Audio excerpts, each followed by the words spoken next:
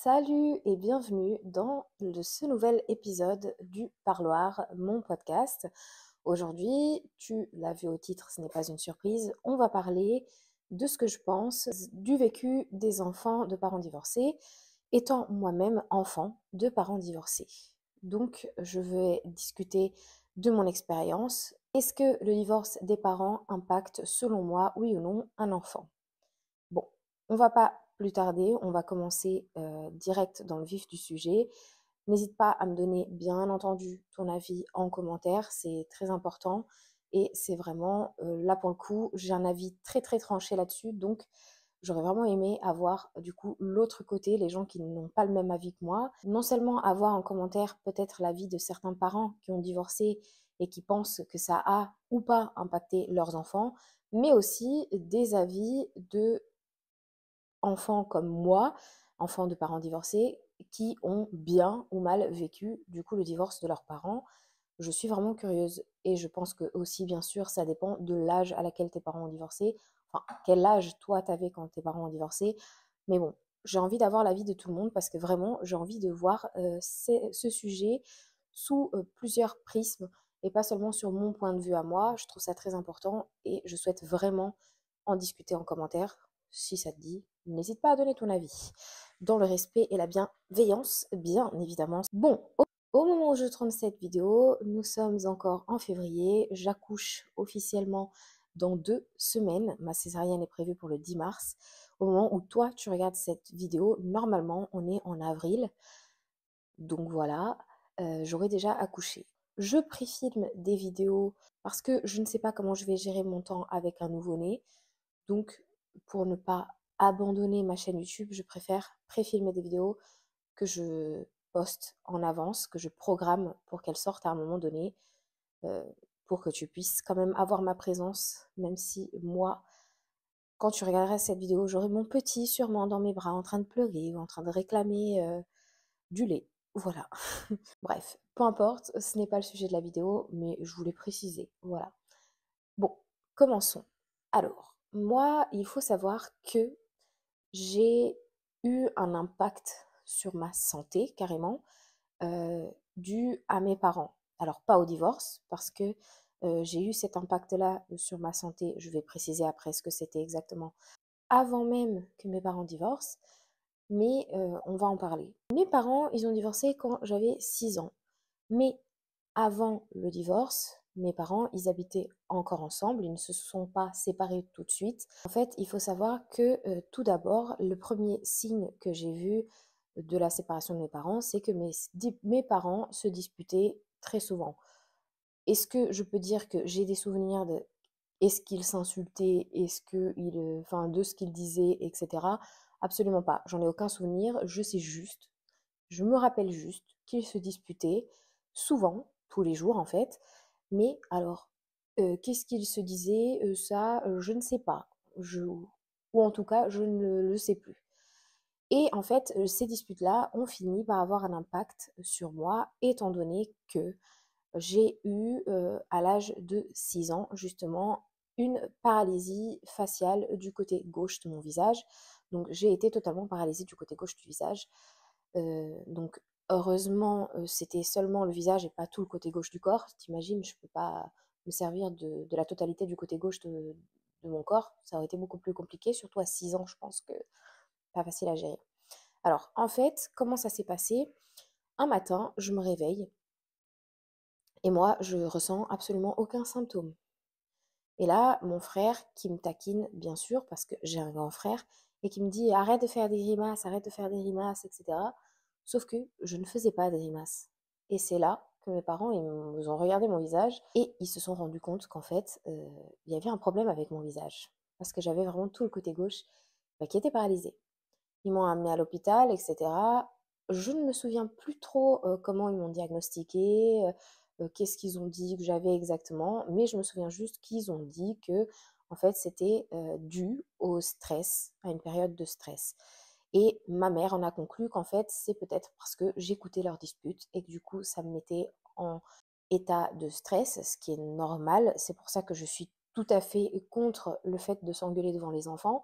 Mais bon, ça c'est un autre sujet, c'était une autre époque, peut-être que c'était une autre mentalité, j'en sais rien, hein. Moi, j'ai aucune critique à faire sur mes parents, je pense qu'ils ont fait de leur mieux, je ne les critique pas là-dessus, je pose juste les faits pour qu'on comprenne ma façon de penser. Ma mère en a donc déduit que cette paralysie faciale venait du coup du stress dû à leur dispute. Et donc, par rapport à la paralysie faciale, même si c'est pas le sujet de la vidéo, je précise quand même, j'ai fait ensuite de la physiothérapie où je faisais des exercices du visage et c'est revenu.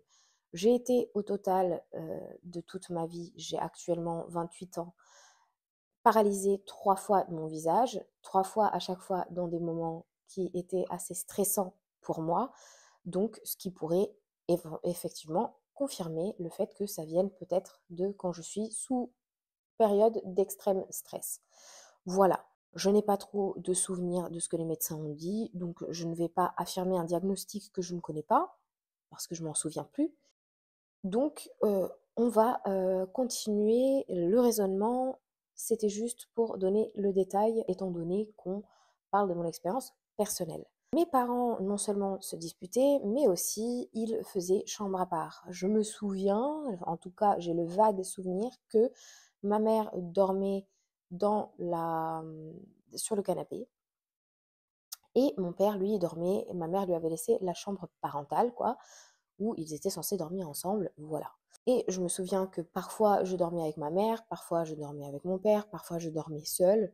J'avais J'étais quand même un enfant de 6 ans, donc je ne dormais pas tout le temps avec mes parents, mais parfois je dormais avec l'un ou avec l'autre, parfois seule, voilà. C'était le petit détail peut-être inutile, mais qui fait partie de l'histoire, donc je raconte.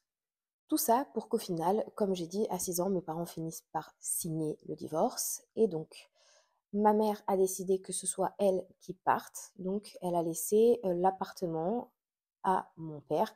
C'était un appartement en location, hein, on n'était pas propriétaire, donc je pense que ça a peut-être facilité les choses au divorce, j'en sais rien. Mais en tout cas, voilà, elle l'a laissé. Donc mon père est resté dans l'appartement où on habitait tous, donc moi, ma mère, mon père et mon frère. Et on est parti vivre avec ma grand-mère. On a donc vécu avec ma grand-mère pendant des années et jusqu'à ce que en fait ma mère se remarie. À savoir que bien entendu ma mère elle s'est remariée des années plus tard, hein. Elle ne s'est pas remariée tout de suite, elle s'est remariée avec mon beau-père, qui est toujours mon beau-père d'ailleurs, hein, et qui m'a donné le beau cadeau d'avoir une sœur. D'ailleurs si ma sœur passe par là, je t'aime. Bref, voilà. On vivait chez ma grand-mère et c'était très bien. Franchement, j'ai un très très bon souvenir de cette période de ma vie où on était 3 femmes à la maison. Ma grand-mère, moi et ma mère. On faisait tout ensemble. Elle faisait tout pour prendre soin de moi. Enfin vraiment, j'ai vraiment un très très bon souvenir de cette période de ma vie.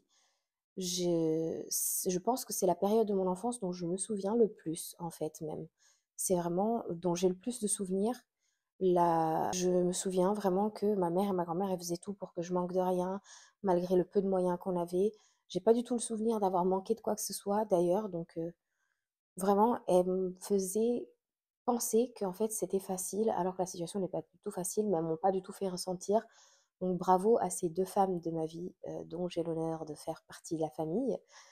Vraiment, c'est une chance. Nous sommes donc, allés habiter, chez ma grand-mère et à ce moment-là, je me sentais pas, heu, triste spécialement, à cause du divorce de mes parents. Je pense que c'était le fait que je sois peut-être bien accueillie parce que j'étais dans un cocon en fait chez ma grand-mère. J'avais ma maman, j'avais ma mamie, tout se passait bien, on faisait tout ensemble, elle m'emmenait à l'école, c'était génial en fait. J'ai un très très bon souvenir de cette époque. Je me souviens pas trop si je voyais souvent mon père ou pas, mais j'imagine que oui parce que ma mère a toujours été très intelligente, vraiment, parce que ma mère elle a toujours dit ce n'est pas parce que les parents divorcent qu'on doit faire payer les enfants pour le divorce, même si la personne peut être une mauvaise femme ou un mauvais mari, ça reste quand même le père ou la mère et on ne doit en aucun cas séparer l'enfant de ses parents ou de l'un de ses parents sous prétexte que c'était un connard ou c'était une connasse avec moi, c'était un mauvais mari ou une mauvaise femme. Ma mère a quand même eu cette intelligence et elle m'a jamais donc privée d'aller voir mon père. Je me souviens que Je ne sais pas si c'était encore à l'époque où je vivais chez ma grand-mère, mais je me souviens que toutes les vacances scolaires, j'allais à Lisbonne pour aller voir mon père, pour passer les vacances avec mon père, tout le temps. Ma mère ne m'a absolument jamais privée de voir mon père. Et d'ailleurs, après le divorce, je tiens quand même à préciser, mais je les ai jamais, plus jamais entendus s'engueuler au téléphone. Ils se parlaient que au téléphone, du coup, ils se voyaient plus parce que mon père, du coup, il n'habitait plus dans l'appartement que ma mère l'avait laissé, l'appartement où on vivait tous les quatre en fait. Mon père est parti vivre à Lisbonne avec sa sœur. Et donc, du coup, moi, j'habitais dans une autre ville, la ville où je suis née. Et donc, j'allais toutes les vacances scolaires voir mon père et passer du temps avec mon père. Alors, du coup, c'était bien parce que je sentais pas le manque de: «Oh, je passe pas assez de temps avec ma mère» ou «Je ne passe pas assez de temps avec mon père», étant donné que toutes les vacances, j'étais avec mon père et tout le reste de l'année scolaire, j'étais avec ma mère. Donc, au niveau du manque parental d'un côté ou de l'autre, du père et de la mère, je n'ai absolument pas senti l'absence ni de l'un ni de l'autre, malgré qu'on vive dans des villes différentes. Donc ça, déjà, c'était un point positif. Par contre, ce que j'ai eu du mal vraiment à vivre, c'est qu'il faut savoir que mon père était beaucoup plus âgé que ma mère. Ils avaient 21 ans de différence, si je ne me trompe pas. Donc c'est énorme. Et donc moi, dans ma tête de petite fille, je voyais que mon père avait des cheveux blancs. Je pensais qu'il allait bientôt mourir. Alors je sais, ça peut paraître un peu débile, mais quand tu es enfant, tu dis personne vieille égale mort. Moi, en tout cas, c'était ça. Et en fait, la seule chose qui m'a traumatisée, dont je me souviens encore aujourd'hui, c'est que j'allais en vacances à Lisbonne voir mon père. Et au moment de revenir, je prenais le bus en fait. Mon papa me mettait dans le bus et ma mère après elle venait me chercher. Je voyageais seule, hein. Mon père il venait pas me chercher, et ma mère venait pas me chercher à Lisbonne non plus. En fait, ma mère elle me mettait dans le bus pour aller jusqu'à Lisbonne. Mon père venait me chercher à la gare, enfin à la station des bus. Et ensuite, mon père, au moment de repartir, il me ramenait à la station, je montais dans le bus, et il y avait soit ma grand-mère, très souvent ma grand-mère d'ailleurs, soit une de mes tantes, soit ma mère qui m'attendait à la station de bus. Voilà. Et il faut savoir que du coup, pour reprendre le fil, la chose qui m'a traumatisée, c'est qu'étant donné que mon père, moi, je pensais que mon père, il avait 100 ans, quoi. Parce que forcément, quand tu es petite, t'as pas cette notion du temps, cette notion de l'âge. Donc moi, je pensais que mon père, il pouvait mourir à tout moment. Enfin, d'ailleurs, c'est le cas, on peut mourir à tout moment. Mais moi, c'était par rapport à l'âge et aux cheveux blancs. Je pense que tu as compris ce que je voulais dire. Bref. Donc moi, la seule chose qui m'a vraiment, vraiment traumatisée, dont je me souviens encore aujourd'hui, c'est vraiment le fait que mon père me mettait dans le bus et je me souviens que moi, toute seule dans le bus, après, pendant tout le voyage, je pleurais parce que dans ma tête, je me disais, ça se trouve, c'est la dernière fois que je vois mon père et qu'il va mourir et que les prochaines vacances, je ne viendrai pas. Vraiment, c'était horrible. Et ensuite, je revenais du coup chez ma grand-mère avec ma mère et la journée, ça allait, on discutait, j'allais à l'école, etc. Et la nuit, à savoir que je dormais toute seule, du coup, comme j'ai précisé, je pleurais toute seule dans ma chambre parce que je me disais: «Mais ça se trouve, je vais plus voir mon père et tout». En gros, les premiers jours, du coup, de mon retour de vacances chez mon père, c'était très difficile pour moi. Je pleurais peut-être les 3-4 premiers jours, je sais pas, je me rends pas trop compte, mais peut-être quelque chose comme ça, parce que je pensais que mon père, pouvait mourir et que j'allais plus le voir. Donc ça, oui, ça m'a traumatisée. Et donc ça, on peut dire que c'est une cause du divorce parce que si mes parents n'étaient pas divorcés, bah, je vivrais avec les deux et j'aurais peut-être pas eu ce petit trauma-là et ce petit sentiment-là, en fait. Mais bon, ça, c'est un cas qui m'est très particulier étant donné que mon père, il était beaucoup plus âgé que ma mère. Peut-être que si mon père, il avait le même âge que que ma mère, ou même s'il avait cet âge-là, mais qu'il n'avait pas les cheveux blancs et que je ne me rendais pas compte qu'il était plus vieux, peut-être que j'aurais pas ressenti les choses comme ça. J'imagine d'ailleurs même. Je pense. Je sais pas. Mais voilà, ça m'a marqué encore aujourd'hui. Ma mère me demande souvent: «Est-ce qu'il y a des choses de ton enfance dont tu veux parler, qui t'ont marqué?» Il faut savoir que ma mère, elle est très consciencieuse. Elle donne une valeur très importante à la santé mentale, au trauma de l'enfance, et cetera. Elle nous demande souvent pardon si jamais elle nous a fait quelque chose pendant l'enfance qui nous a marqué, qui nous a traumatisés. Elle nous demande souvent, parce qu'à savoir qu'on est 3, hein, elle a 3 enfants, elle nous demande souvent: «Est-ce qu'il y a quelque chose dont tu veux parler, que tu m'as pas dit pendant ton enfance? Est-ce qu'il y a quelque chose que j'ai fait, que j'ai dit, qui t'a traumatisé, donc tu veux qu'on en discute? Est-ce que tu penses avoir des traumas? Est-ce que tu as vécu quelque chose? Est-ce que quelqu'un t'a touché quand tu étais petite?» Vraiment, elle pose beaucoup de questions, elle s'importe beaucoup avec ça et je trouve ça génial. C'est un très bon exemple pour moi qui vais devenir maman. Je vais vraiment faire de mon mieux pour que mon enfant il se sente aussi écouté que moi je me sens écoutée par ma mère. Et je me souviens qu'il y a pas longtemps, elle m'a posé la question et je lui ai parlé du coup de ce petit trauma, si on peut appeler ça un trauma, je sais pas, du fait que je pensais que mon père allait mourir et que je pleurais toutes les nuits toute seule dans ma chambre. Elle m'a demandé pardon, bien évidemment, je lui ai dit c'est bon, c'est pas grave, j'étais enfant, c'était ma mentalité d'enfant, c'est pas quelque chose qui m'a traumatisée dans ma vie d'adulte, je veux dire, j'ai pas de séquelles dans ma vie d'adulte par rapport à ça, donc ça va, c'est pas grave. Bon, revenons donc au divorce. Ma mère, du coup, on était chez ma grand-mère, donc mis à part ces petits moments où je revenais et du coup j'étais un petit peu traumatisée parce que je pensais que mon père allait peut-être mourir, voilà, et ça c'était assez horrible à vivre quand même, on va pas se mentir, voilà. Mais du coup, en fait, je pense que peut-être l'un des moments les plus difficiles du divorce qui m'a marqué, je pense que c'est vraiment peut-être le remariage de ma mère, justement. En 2006, ma mère se marie donc avec mon beau-père. Elle déménage donc dans une autre ville, alors pas Lisbonne, la ville de mon père, mais elle reste pas non plus avec moi dans la ville où je suis née, elle va encore dans une autre ville de naissance de mon beau-père d'ailleurs. Ils vont vivre là-bas et ma mère, bien entendu, elle m'a laissé le choix et elle m'a dit, écoute, est-ce que tu veux finir ton année scolaire avec mamie et après tu viens vivre avec nous ou est-ce que tu veux venir vivre avec nous maintenant? Et moi, je me souviens que je ne sais pas pour quelle raison, mais j'ai toujours été assez mature pour mon âge et j'avais déjà une mentalité un peu d'adulte. Je ne sais pas si c'est le fait que je grandissais avec des adultes, je pense que peut-être que oui, mais j'avais déjà une bonne façon de penser, une bonne capacité de réflexion, etc.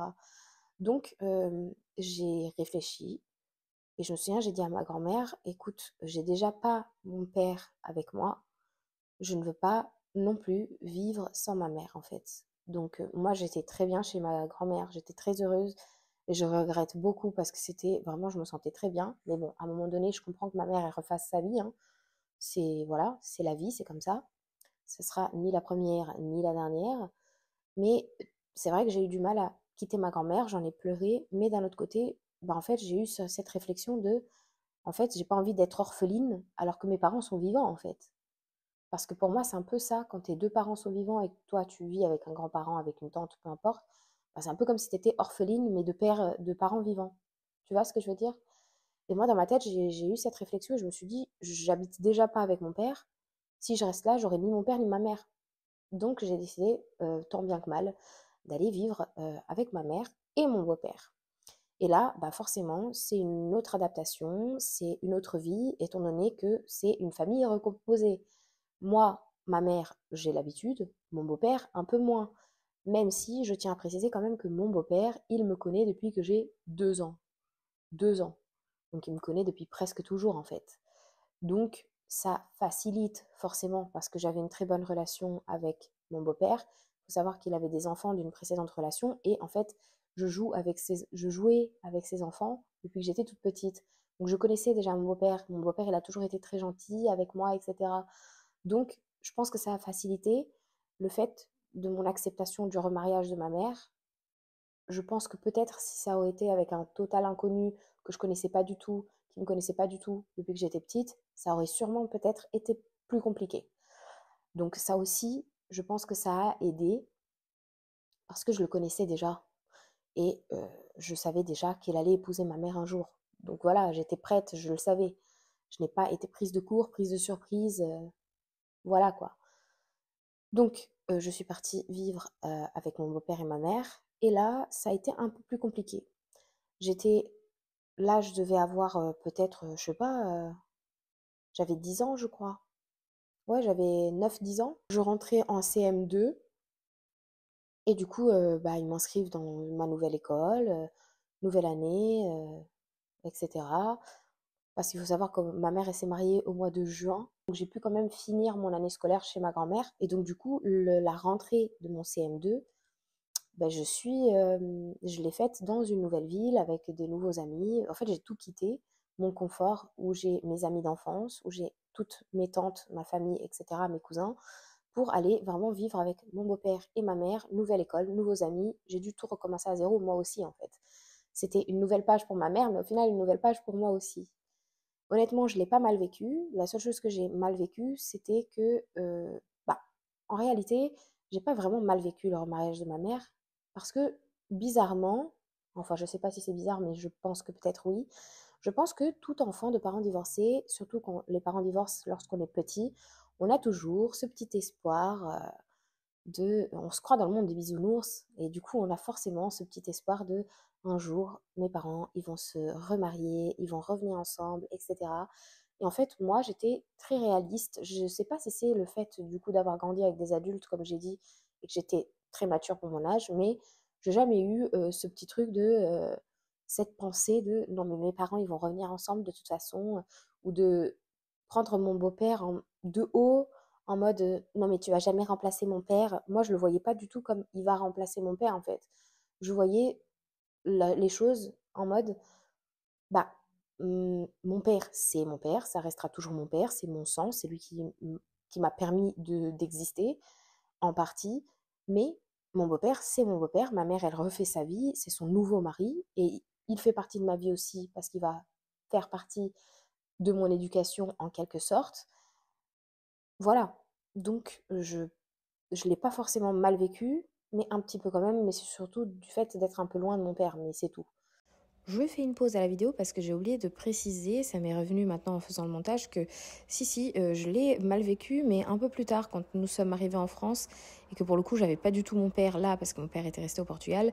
J'ai très mal vécu mon beau-père qui essayait de s'immiscer un peu dans l'éducation et qui était devenu un peu plus dur. Et du coup, c'était assez conflictuel entre nous deux. Donc ça, oui, je l'ai mal vécu, mais plus tard, vers mes 11-12 ans en fait. Donc, mon avis, tout ça pour donner mon avis.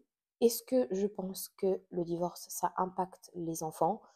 Oui, je pense totalement que ça impacte, qu'on le veuille ou non, les enfants.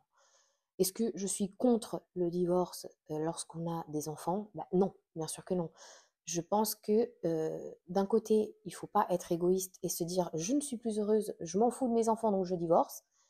Ça oui, bien sûr que non. Il faut y réfléchir et il faut se battre jusqu'au bout pour son mariage et aussi penser à ses enfants, bien entendu.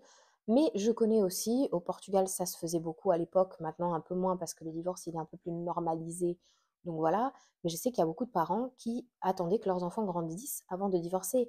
En fait, leur mariage était fini depuis longtemps, mais en fait, ils gardaient la façade juste pour protéger leurs enfants. Et une fois que les enfants sortaient de la maison, bah, ils étaient hyper surpris de savoir que leurs parents, ils allaient divorcer, alors qu'ils pensaient que en fait, tout allait bien entre eux. Mais en fait, ce n'était que façade pour protéger les enfants. Est-ce que ça, c'est la bonne solution? Je suis pas sûre non plus. Parce que on est là pour essayer d'être le plus heureux possible aussi, j'imagine. Et donc, si tu n'es plus heureuse dans un mariage, je pense pas qu'il faut que tu forces la main. Je pense que bien entendu, ça dépend des cas. Bien sûr, si tu as un mari ou une femme qui te maltraite, que ce soit psychologiquement ou physiquement, à un moment donné, bah justement, pense à tes enfants et ne les fais pas vivre dans un environnement pareil. Il faut partir, évidemment. Il y a toujours des cas très très précis. Moi, je pars vraiment d'une base neutre. Pour donner mon avis, moi, je pars vraiment sur une base neutre dans l'idée où d'un couple qui ne s'entend plus pour X ou Y raison, mais pas avec un homme ou une femme qui maltraite son mari ou sa femme psychologiquement, physiquement, etc. Moi, je pars vraiment du principe où bah, on s'aime plus, on n'est plus heureux, mais où il n'y a pas de violence, hein. Voilà, ni physique, ni psychologique, je tiens à préciser.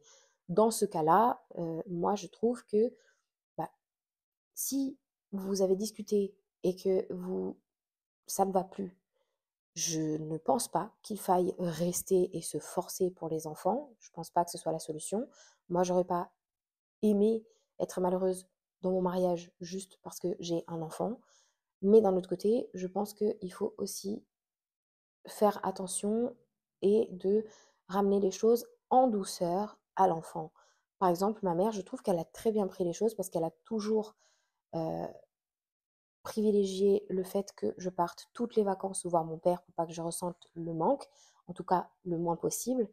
Elle a aussi toujours ouvert la parole pour essayer de comprendre qu'est-ce qui se passait dans notre tête. Elle le fait encore alors que j'ai 28 ans. Donc c'est pour te dire que vraiment, elle essaye de faire de son mieux. Je trouve que ça, c'est une chose à faire. Quand elle s'est remariée, elle ne m'a pas forcée à venir habiter avec eux. Elle a demandé mon avis: «Est-ce que tu veux venir habiter avec nous?» Et moi, je trouve que la façon dont elle a fait, c'est vraiment la meilleure des manières. Parce qu'il faut, vraiment aborder les choses de la manière la plus douce, en fait. Parce que là, tu es en train de dealer avec un enfant là, avec ou un préadolescent. Moi, je parle vraiment du divorce dans le cadre d'où tu as un enfant qui est petit, entre 6 et 10 ans, quelque chose comme ça, quoi. Enfin, jusqu'à 10, 11 ans, 12, voilà, où ils sont encore petits, ils sont encore un peu immatures, où ils sont peut-être plus sensibles, psychologiquement et sentimentalement, quoi, et émotionnellement. Voilà. Lorsque, bien sûr, tes parents divorcent alors que tu as 18 ans, je pense que tu le prends, peut-être différemment ou peut-être pas. Peut-être que tu souffres plus, je sais pas, tout dépend des situations, je pense. Mais moi, je parle là vraiment des enfants, de l'impact que ça a sur des enfants et pas sur, des adultes, qui ont déjà 18 ans et que les parents divorcent. Bref, passons. Je disais donc que je pensais que ma mère, elle a abordé les choses d'une manière très douce et ce qui fait que, bah, est-ce que je l'ai bien vécu? Non, mais est-ce que je suis traumatisée? Bah, non plus. Donc je trouve que c'est, une manière très intelligente. J'ai la chance d'avoir une maman comme ça et d'ailleurs, pas seulement je parle de ma mère, mais mon père, par exemple, je ne l'ai jamais entendu mal parler de ma mère, j'ai jamais entendu ma mère mal parler de mon père et ça aussi, c'est une chose très importante. Du coup, justement, je voulais en venir à ça. Donc du coup, moi, je pense que, bien évidemment, le divorce, qu'on le veuille ou non, ça impacte les enfants, mais je pense que tout dépend aussi de la façon dont c'est amené et dont les parents gèrent le divorce.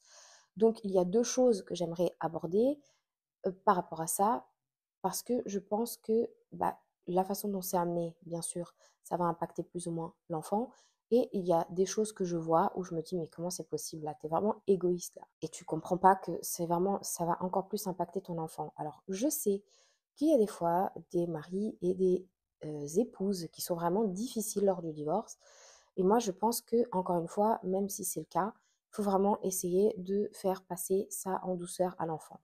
Donc, une chose que j'aimerais aborder, c'est déjà le fait que moi, je pense que si vous êtes divorcé, la femme ne doit absolument en aucun cas critiquer le papa devant son enfant et inversement. Le père ne doit en aucun cas critiquer la mère de l'enfant devant l'enfant. Parce que je pense qu'ils doivent rester neutres pour pas que l'enfant il se mette plus d'un côté que de l'autre, pour que l'enfant il reste vraiment dans un milieu stérile, un milieu neutre. Ça, c'est des choses que je vois très souvent. Des couples divorcés, ils sont là en mode: «Mais ton père, il fait jamais rien, et je sais pas quoi, et ta mère, elle a déjà trouvé quelqu'un d'autre, et je sais pas quoi». Et ça, je trouve ça horrible. Parce qu'en fait, pour moi, c'est vraiment, tu as le père d'un côté, la mère de l'autre, l'enfant, c'est une balle, et vous vous la renvoyez comme ça, avec des petits messages haineux, comme ça, là. Et je trouve ça, il n'y a rien de pire. Mes parents, j'ai eu la chance, vraiment, ils n'ont pas du tout été comme ça. Et je me dis heureusement parce que là, pour le coup, je pense que si vous faites ça, forcément, vous allez impacter l'enfant. C'est sûr et certain. Donc déjà ça. Après, je sais qu'il y a des divorces compliqués, avec l'un qui ne veut pas donner la garde à l'autre, etc. Moi, j'ai eu la chance, mes parents, ils ont quand même eu un divorce amiable. Ça aussi, ça joue. Mon père, il était totalement d'accord pour que ma mère ait la garde totale et que je le vois que pendant les vacances. Donc voilà, ça va. Je pense que ça aide aussi. Mais voilà, même si le fait, que la garde soit compliquée et tout, en justice, le divorce soit compliqué parce qu'il y a l'un ou l'autre ou les 2 qui, s'entêtent et que et qu'il y a l'un des 2 ou voire les 2 qui c'est des connards et qui ne veulent pas faciliter les choses. OK, ça arrive, je comprends, mais s'il vous plaît, au moins essayez de protéger votre enfant au minimum.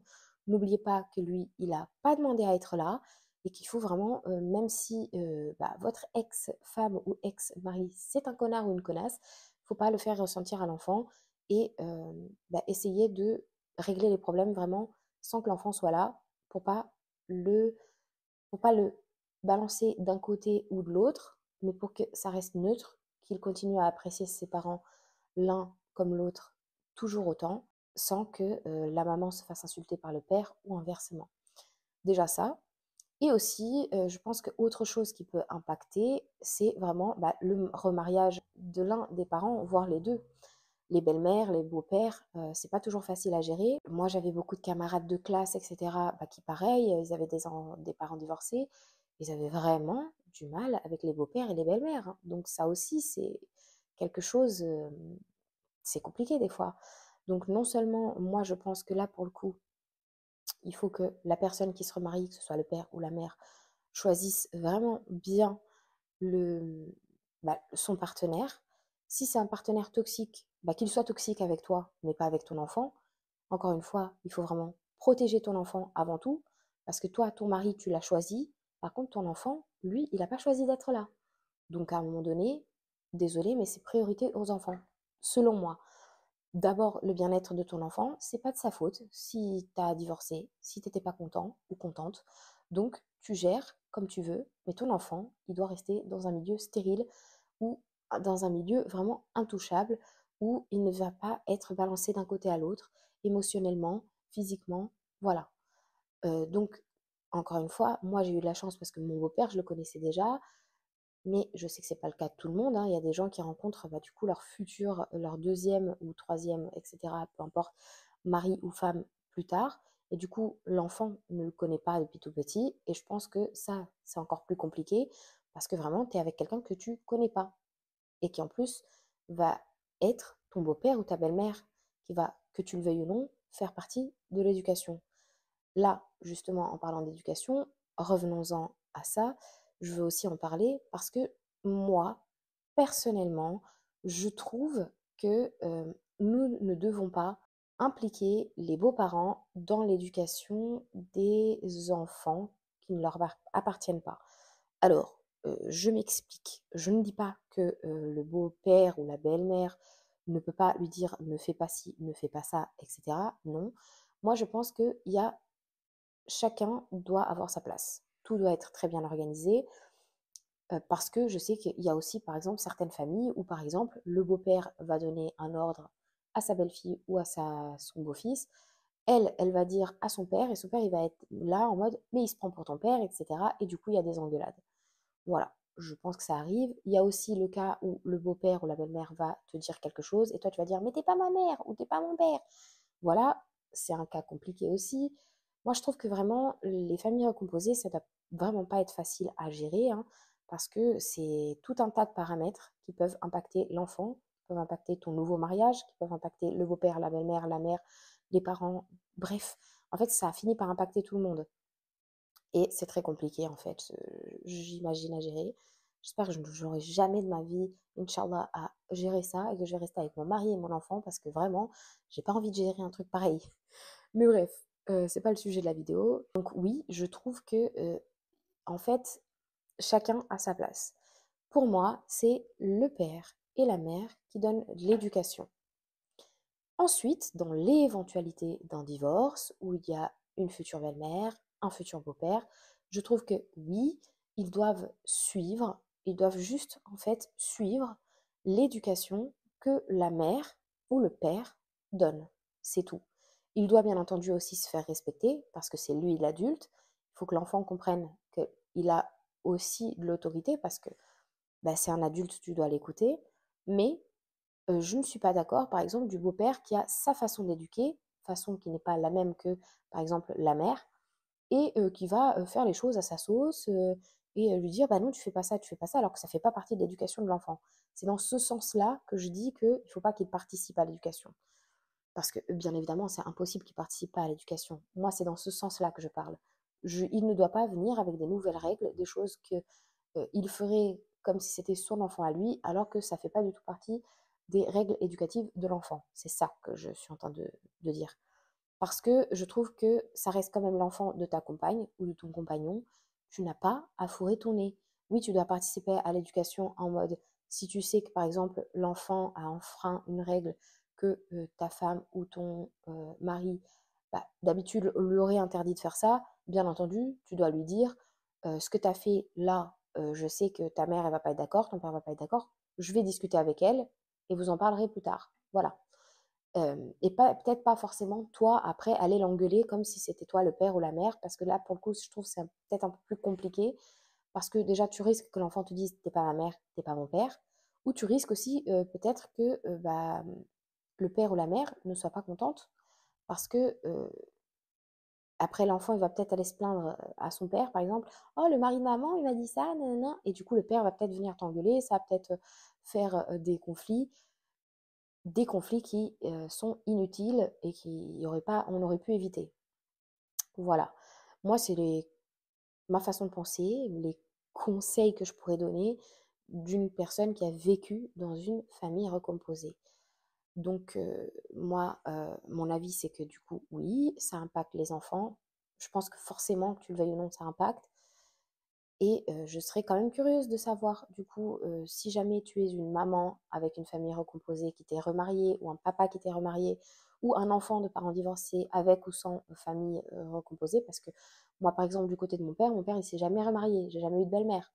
Donc, bah, je l'ai pas mal vécu, parce que il a jamais eu personne enfin, depuis ma mère.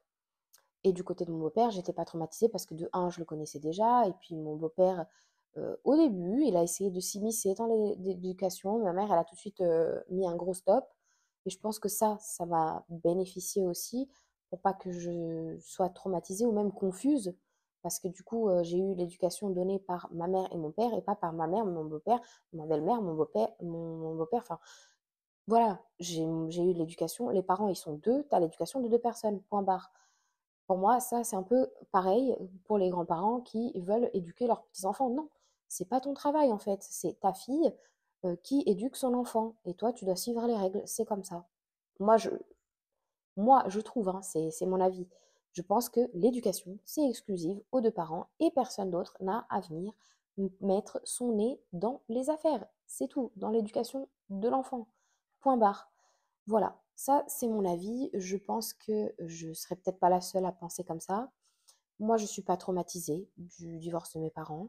Ma mère, d'ailleurs, elle est pas divorcée, mais elle est séparée de mon beau-père. Et j'ai pas l'impression non plus que ma sœur, elle soit bah, traumatisée par la séparation de ses parents. Donc voilà, ma mère, elle a plus personne dans sa vie, elle a plus la patience d'ailleurs. Je peux la comprendre, mais j'ai pas l'impression non plus que ma sœur, du coup, elle le vive mal. Après, je sais pas, parce que des fois, la personne, elle dit pas tout. Ça se trouve, elle le vit super mal et je m'en rends pas compte et ma mère s'en rend pas compte. Mais bon, après, ma sœur, elle va avoir 18 ans là quand même. Donc, ses parents, ils se sont pas séparés à 6 ans comme moi. Donc voilà, moi, ça m'a peut-être plus impacté parce que j'étais vraiment petite. Alors que ma sœur, bon, elle est grande maintenant. Elle rentre dans la vie d'adulte bientôt. Elle va bientôt avoir 18 ans. Donc voilà. Donc c'est aussi une autre manière de vivre les choses quand tu es un peu plus grand, j'imagine. Même si je sais qu'il y a des enfants, les parents divorcent quand ils sont adultes et ça les choque et ils le vivent mal aussi. Donc c'est aussi une possibilité. Mais moi, je voulais vraiment parler de ça, du divorce lors de l'enfance, parce que bah, quand tu es enfant, tu es beaucoup plus fragile, forcément. Voilà, moi, c'est mon vécu, c'est mon expérience et c'est ma façon de penser, mon avis. Je suis très curieuse d'avoir vraiment ton avis en commentaire, mais alors vraiment, sur ce sujet, je suis ouverte à la discussion. J'aimerais savoir. Donc, n'hésite pas à commenter si tu as quelque chose à dire, quelque chose à partager. Si tu penses que j'ai raison, j'ai tort.